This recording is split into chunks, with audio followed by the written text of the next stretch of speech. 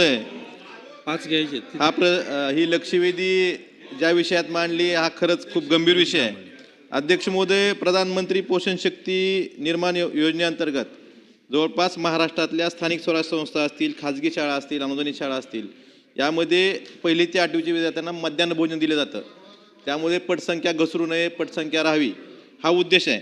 अध्यक्ष महोदय, पण आपल्या राज्यात या योजनेत खूप मोठा भ्रष्टाचार झालेला आहे. अध्यक्ष महोदय, उत्तरात सांगितलंय मंत्री महोदयांनी की 25-26 मध्ये जवळपास 2447 कोटीची तरतूद आहे या योजनेसाठी.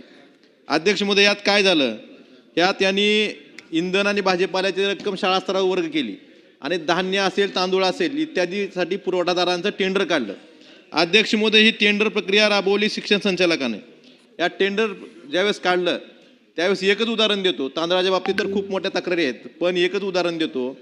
हिरवा वाटाणा, ग्रीन पीस हे निविदा प्रक्रियेत टाकलं आणि ज्यावेळेस वर्क ऑर्डर दिली त्यावेळेस फक्त वाटाणा, त्याचा रेट काय तर 134 रुपये हिरवा वाटाण्याचा रेट होता टेंडरमध्ये.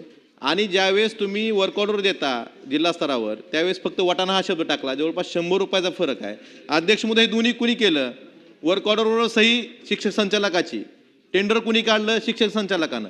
मग 100 रुपये किलो मागं, म्हणजे टेंडरमध्ये हिरवा वाटाणा आणि तुमच्या वर्क ऑर्डरमध्ये साधा वाटाणा आणि पुरवठाही साध्या वाटाण्याचा. अध्यक्ष महोदय, उत्तरात मंत्री महोदयांनी सांगितलं की जो माल आहे त्याची तपासणी NABLच्या लॅबमार्फत केली गेली आणि त्याचे नमुने जिल्हा स्तरावर पाठवले गेले. मला त्यांना विचारायचं आहे की लॅबमध्ये तुम्ही हिरवा वाटाणाच पाठवला असेल, त्याचे नमुने जिल्हा स्तरावर पाठवले असतील, तरी राज्यातल्या जवळपास सर्व जिल्ह्यांनी, सोलापूर जिल्हा वगळला तर बाकीच्या सर्व जिल्ह्यांनी याची देयकं काढली. म्हणजे हिरवा वाटाण्याचे नमुने असताना तुम्ही देयकं ज्यांनी पुरवठादारांनी सादर केली त्यांनी का सादर केली? म्हणजे चुकीची देयकं सादर करणारे त्यांची देयकं जे काढली त्यांनी हिरवा वाटाण्याच्या ऐवजी पांढऱ्या वाटाण्याची पुरवठा झाला असताना सुद्धा हिरवा वाटाण्याची देयकं अदा केली गेली.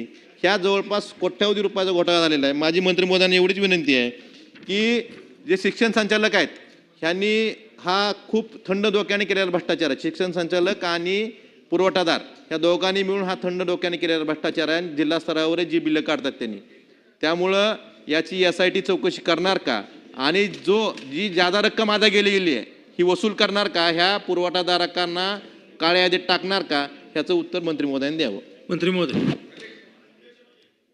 अध्यक्ष महोदय, प्रधानमंत्री पोषण शक्ती निर्माण योजनेच्या अंतर्गत जो काही विद्यार्थ्यांना आहार पुरवला जातो त्यामध्ये साधारणपणे प्राथमिक शाळेच्या विद्यार्थ्यांच्यासाठी 4 रुपये 19 पैसे धान्याचा माल पुरवठा करणं आणि इंधन आणि भाजीपाल्याच्यासाठी 2 रुपये 59 पैसे आणि उच्च प्राथमिकच्यासाठी 6 रुपये 29 पैसे धान्याचा माल पुरवठा करणं आणि 3 रुपये 88 पैसे इंधन आणि भाजीपाला, म्हणजे तो स्थानिक पातळीवर तो निधी त्या ठिकाणी अदा केला जातो.